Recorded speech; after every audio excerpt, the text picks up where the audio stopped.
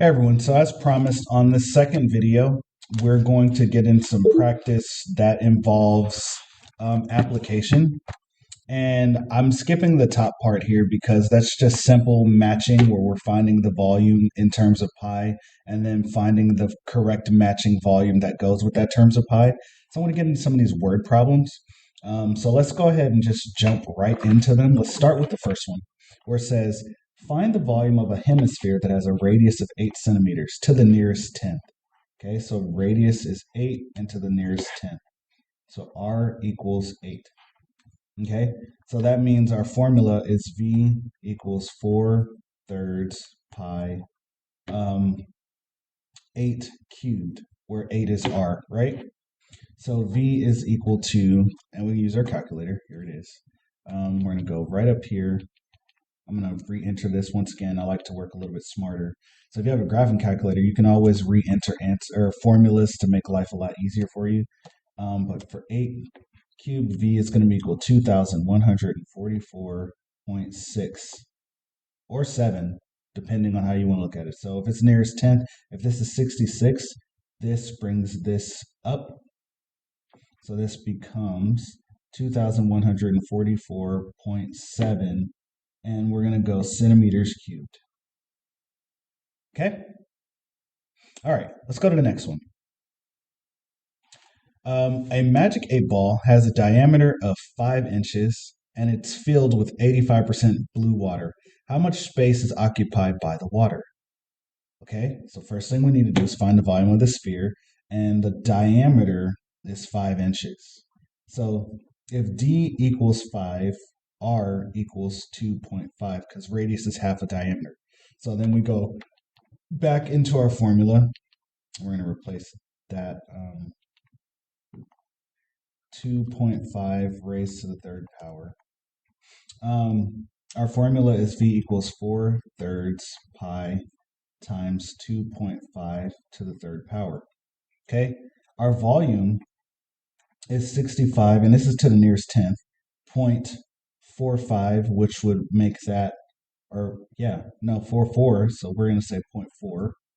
And then we're going to multiply that times 85%. So 85% of V would be equal to 65.4 times 85%. Okay, so and you will see questions like this half full or 85%, but times 0.85, which is 85%, and that would give us 55.6. So our volume is 55.6%, cubic inches. Okay. All right. So the ones that I really wanted to get to were these ones where you have to work backwards, like number 7. But remember, just pay attention to what they're asking for, and we should be able to work pretty good. But a sphere has a volume of 36, so they're giving us V.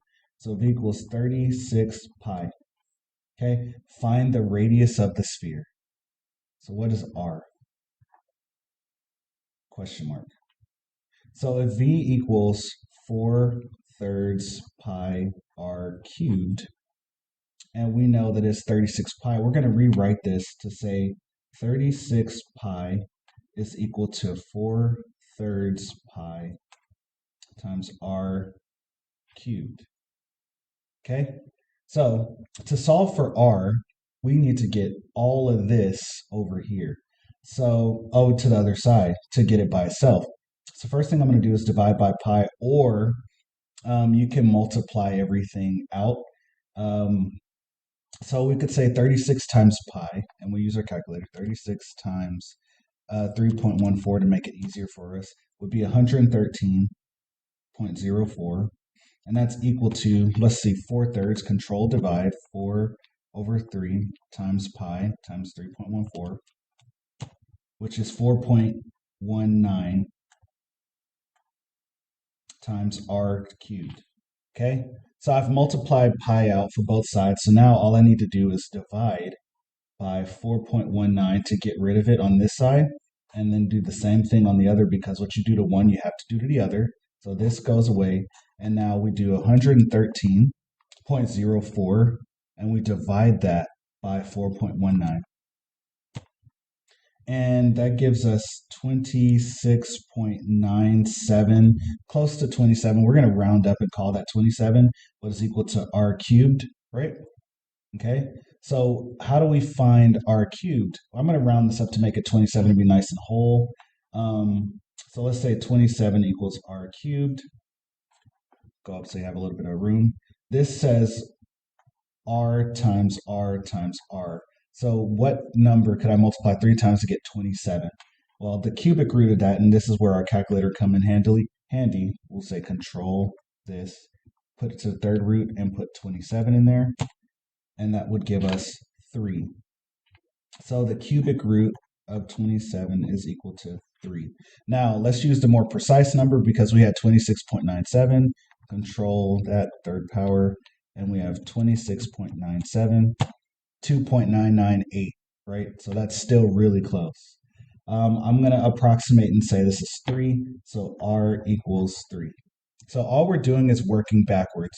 And when we get to the final step with r cubed, remember, this is not our final answer. Our final answer involves taking the cubed root. So we would say the cubed root of this would solve for r, so r equals 3. It would look like that. Okay? Number 8 is the exact same way. So go ahead and use your strategy here. And when we find whatever r is, remember d is equal to r times 2. Okay, so if you were to set this up, you would have the same thing. 2304 pi is equal to 4/3 pi r cubed. Okay, we already know what 4/3 times pi is, so we're going to save ourselves some steps there. So it's 4.19. Okay, r cubed is equal to 2304. So let's do 2304 times pi times 3.14 equals that. So we have 7234.56. Okay, so we divide by 4.19 on both sides, and 7234.56 divided by 4.19 is equal to 1726.63 is equal to r cubed. Remember, the last step, we have to take the cubic root of both sides to get rid of r. So r is going to be equal to whatever that is. So 1726.63. Oh, I forgot to do the cubic root thing. So give me 1 second. Let's fix that. Control x squared 3. 1726.63. And that's 11.99.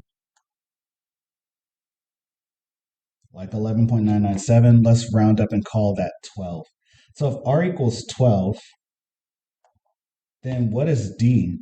Well, remember, d is twice the radius, so it's safe to say that d is equal to 24. Okay, and it's millimeters. All right, so hopefully this was helpful. This might be the most challenging thing, working backwards and dealing with the cube root. So once we get to solving for r and we have r cubed, the last step is to take the cubed root, which remember looks like this. Okay. From there, you should be good to go with application. Just read carefully, look at what it's asking for, and you should be good to go. But if you have any questions, please ask me, send a comment. Be on the lookout for more content. Thank you. Have a good day.